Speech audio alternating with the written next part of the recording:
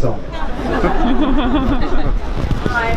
We'd now like to introduce Tim Ski from Britain4Europe, who'd like to have a few words with you.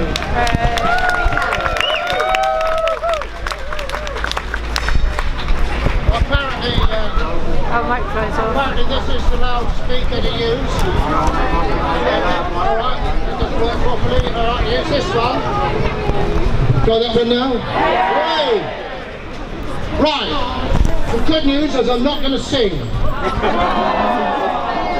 I kept my tie on for this, and a bloke came up to me a minute ago and said, "Where's your party?" I said, "I don't know, Teresa, where's my party?" Right, bring it back. It's been hijacked. It's fantastic to see a good number of people here tonight. Of course, the question is, why are we here? What do we think of Brexit, boys and girls? A year ago, 1 year ago, a bunch of us, we had a few drinks, we're in a flat somewhere in London. We said, God, that was shit. What happened? We've been mugged by a bunch of loonies. A year later, we're still being mugged by the same bunch of loonies. So we don't have quite so much power and influence right now, which is the good news, right? So you know what that means? It means we have a chance. We do have a chance to turn this nonsense around once and for all. And why don't we all turn around and face that way and say, stop the nonsense, Teresa. Stop the nonsense, Teresa! Because that's the message she's going to hear from us. And as many of our friends, and by the way, I've said this many times before, you know people who voted for Brexit, God bless them all. Hug a Brexiteer. Make him him or her see the light, bring them back.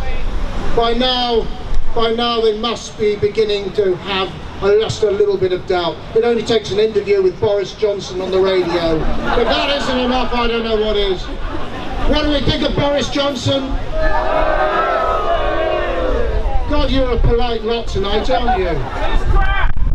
Yeah, thank you very much. Do you know what? I wanted to bring a piece of cake.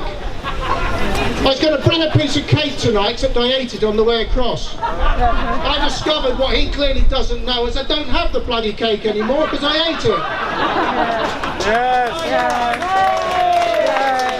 Nice patisserie française, you know, all that stuff. Yeah, well, they're still going on about having cake and eating it, and it's funny that they've gone all deaf. The our partners have been telling us for some time, you can't do it, it's not going to happen. Come on, wake up everyone, wake up. But we are here tonight, and we're all gathering for this wonderful vigil to mark that sad occasion, but we're not going to be miserable tonight, are we? No! But we're sending a happy message that we, and Britain4Europe, you may not realise, many of you are affiliated with Britain4Europe, for which I am a proud vice chair. Tom Brifato's down in Bristol, and he'll be there with his group tomorrow. We have groups up and down the country, and I've been tweeting like mad. We have things going on all over the country. There are about 30 to 40,000 of us now. That's how many of us there are. And all of us are people that are going to get out on the streets and tell our fellow citizens that this is wrong. And together we can. That is the message. That is the message.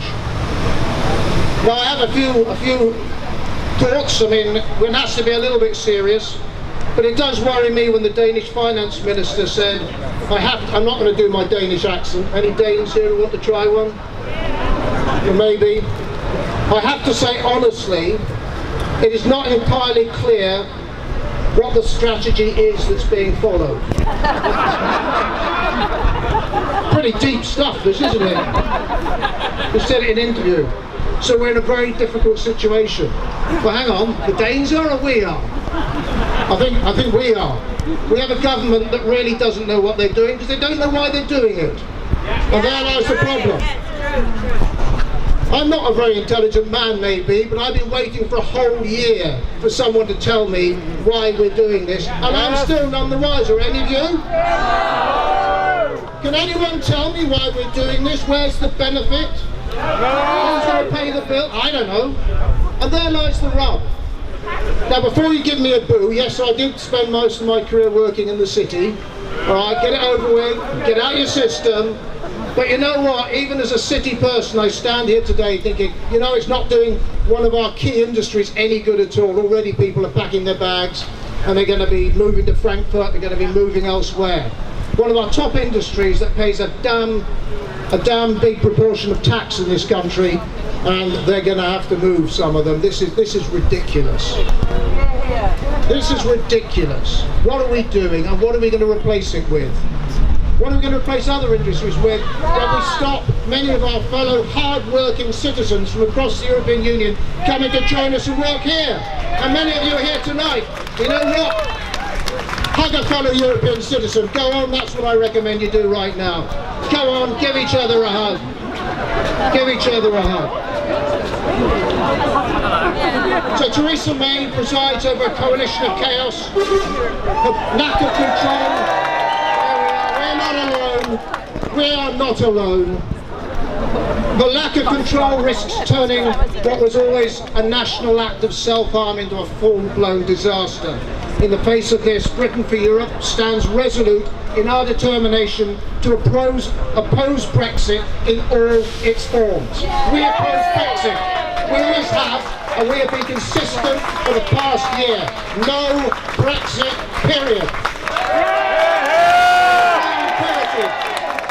It is imperative, not only for the sake of parliamentary democracy, but also for our future peace and our prosperity, that when the negotiated deal is put to Parliament, MPs are granted a free vote, which includes the option of continued EU membership.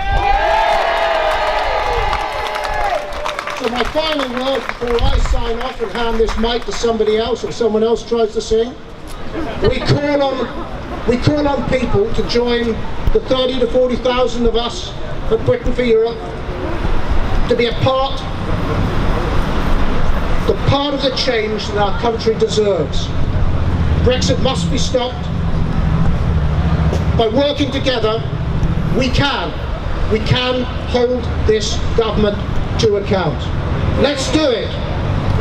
All together. What do we think of Brexit? Thank you very much, ladies and gentlemen, boys and girls.